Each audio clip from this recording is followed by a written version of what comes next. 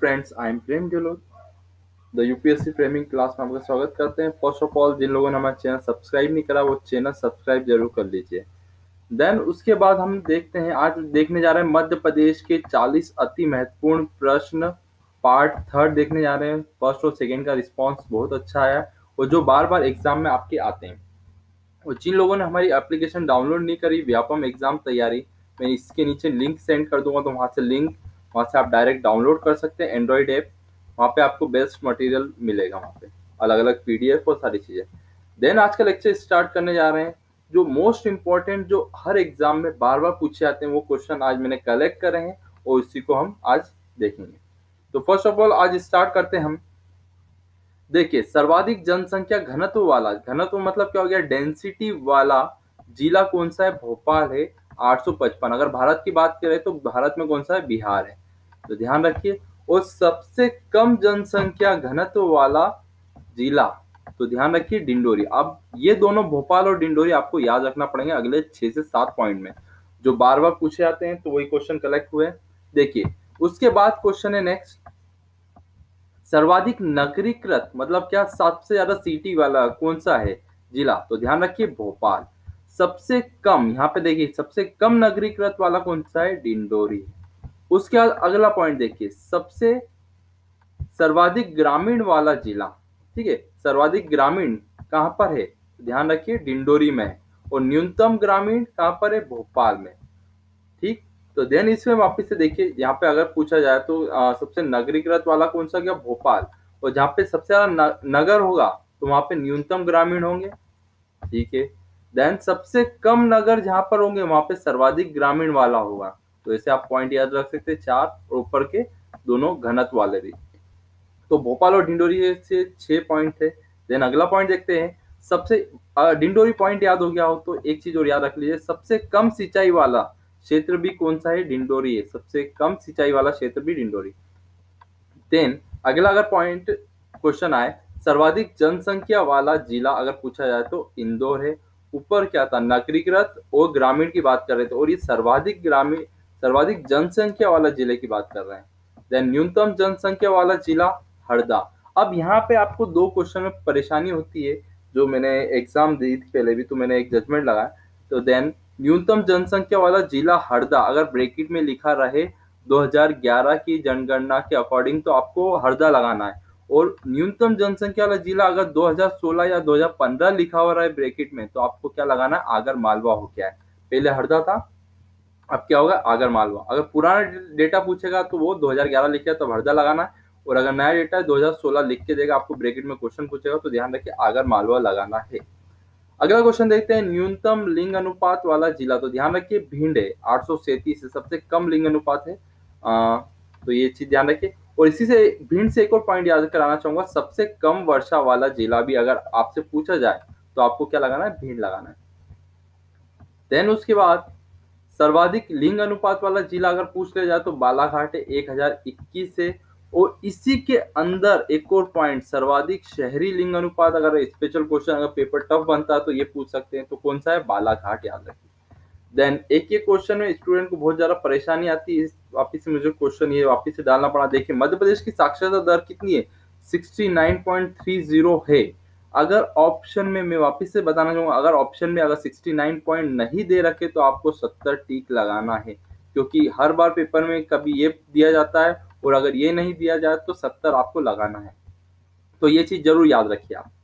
Then अगला question देखते हैं, सर्वाधिक साक्षरता वाला जिला। देखिए, अगर ओवरऑल पूछा गया है, ना कि कुछ स्पेसिफाई करा, तो आपको जबलपुर लगाना है। और सर्वाधिक साक्षरता वाला जिला अगर पुरुष में पूछा गया है तो आपको इंदौर लगाना है। और सर्वाधिक साक्षरता वाला जिला अगर पूछा गया है महिला में, तो आपको क्या लगाना है?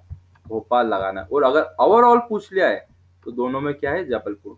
और एक और पॉइंट मोस्ट इंपॉर्टेंट है, ध्यान रखिए, न्यूनतम साक्षरता वाला जिला कौन सा है? अलीराजपुर है, जो पूरे भारत में 36% है। अगर पूरे भारत का सबसे, अगर स्पेशल क्वेश्चन पूछा है पूरे भारत में सबसे कम साक्षरता वाला जिला कितना है? पूरे भारत में करीब 600 से ज्यादा जिले हैं, तो अगर पूछा जाए तो सबसे कम कहां पर है साक्षरता? तो ध्यान रखिए अलीराजपुर है, और मध्य प्रदेश का भी अलीराजपुर ही होगा।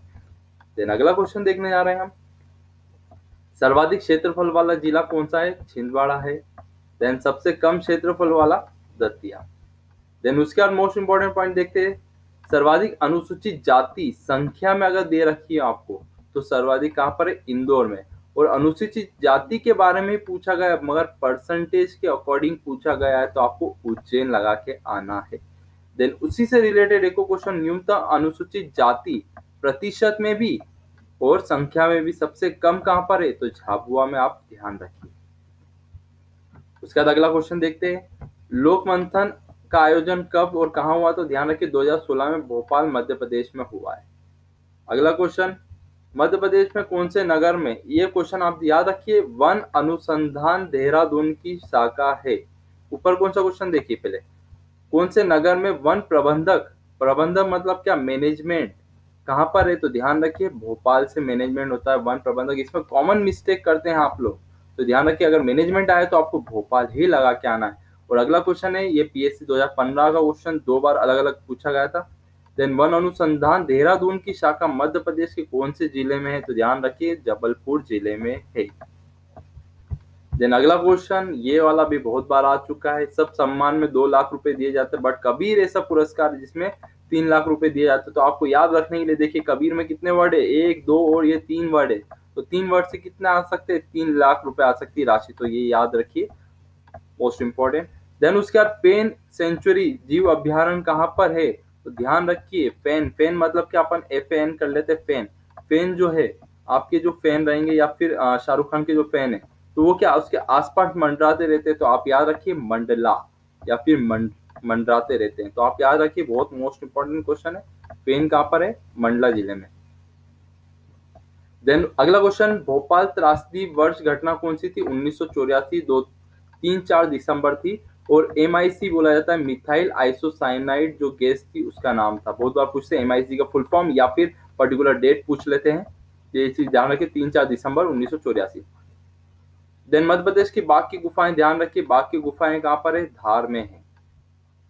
उसके बाद मोस्ट इंपोर्टेंट क्वेश्चन, अभी करंट अफेयर में चल रहा है, मध्य प्रदेश के राज्य मुख्यमंत्री हेल्पलाइन नंबर कौन सा है? तो ध्यान रखिए 181 नंबर है।